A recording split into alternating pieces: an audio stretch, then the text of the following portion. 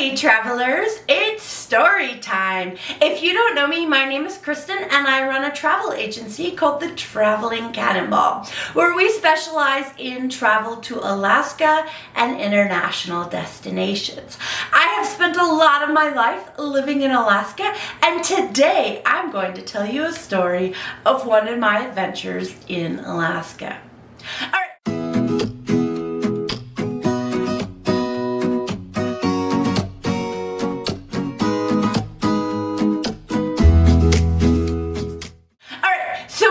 About 8 years old, I got to go fishing with my mom, my dad, my grandfather, and my uncle. I was so excited. I think I was mostly excited because we got to leave my sisters at the babysitter, and I went by myself, but you know, what can I say? I was 8 years old.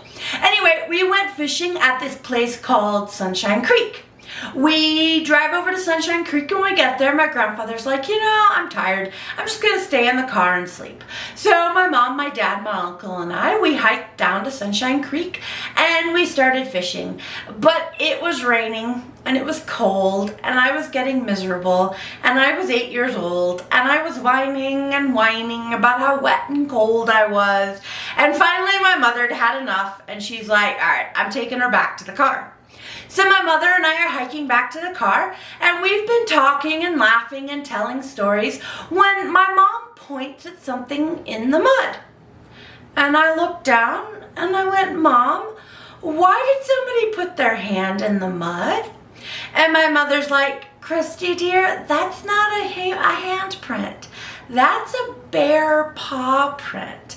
And I've been seeing them for a while. That's why we've been talking and telling stories. Let's sing songs and make sure the bear's good and scared away. And so we do.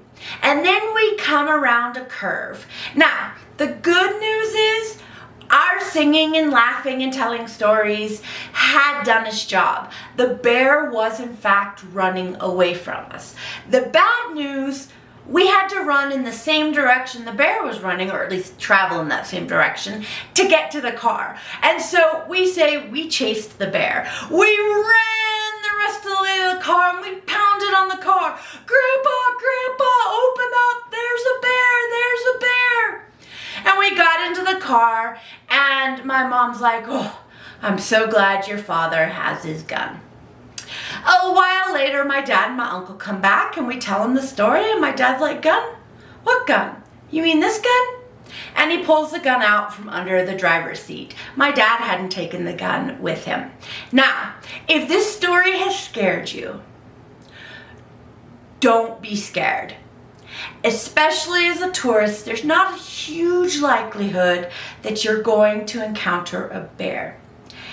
There are 3 things that bears really like: berries, fish, and trash. Well, Sunshine Creek has fish, and it's right by Sunshine Dump, which has trash. And for all I know, because I was only 8, there might have been berries around as well. So we may have had the perfect trifecta. So in a lot of places, you're not going to encounter a bear at all. And then, just like the bear in my story that we like to say we chased, the bears actually are more scared of humans than we are of them. So as long as you're making noise, you're most likely going to scare them away. So while you're not very likely to encounter a bear, I do have 3 tips for bear safety. Tip number 1 is that you want to make noise. If you're hiking with people, then you want to make sure that you're talking and laughing and telling stories. If you're hiking by yourself, then you're going to want a bear bell. I mean, you could also sing songs or talk to yourself. That would work as well, but I know I'm not a huge fan of constantly talking to myself. So if you're gonna hike by yourself, a bear bell. Now notice, these are all when you're out hiking. If you're in the cities, you're not going to have to worry about the bears. All right, tip number 2. Do not get between a sow and her cub.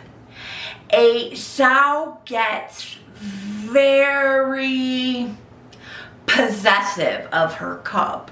And so if you see a cub, don't turn around, but back up slowly the way you came from to avoid getting in between the sow, who you probably don't see yet, and the cub.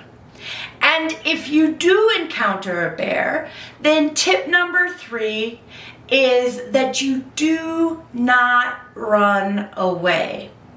Bears chase their prey. You do not want to act like a bear's prey. Instead, you want to show the bear that you are an apex predator. So make sure you stand tall, look that bear in the eyes, back away slowly while talking to the bear very calmly. If that doesn't work and the bear does attack you, still don't run. You cannot outrun a bear. Drop to the ground, cover your head and neck, and play dead. Now, again, this might be scaring you, but I really want to reiterate, I guess. In all my years in Alaska, I've only had 2 bear encounters. One, when we were fishing, like I said, by Sunshine Creek, which was by Sunshine Dump. So we had lots of bear food in our presence. And the second one, I was living in a remote village. And this one wasn't even really a very serious encounter. Not even sure if it fully counts as an encounter. I was driving my 4-wheeler and I came around a curve and there were 2 bear cubs and I just kept driving. End of story. So don't panic. But this story is about reality. There are more bears in Alaska than there are people. But because those bears are afraid of the people, you're probably not going to encounter them. All right, next week we're going to talk about what to do if you encounter a moose, which I'll tell you right now is a much more common occurrence than a bear. And so make sure you subscribe if you haven't already and hit that notification bell so that you don't miss it. And if you want to plan a trip to Alaska, we at the Traveling Cannonball would love to help you out. Our contact information is in the details and we can help turn your travel dreams into a reality. All right, bye for now.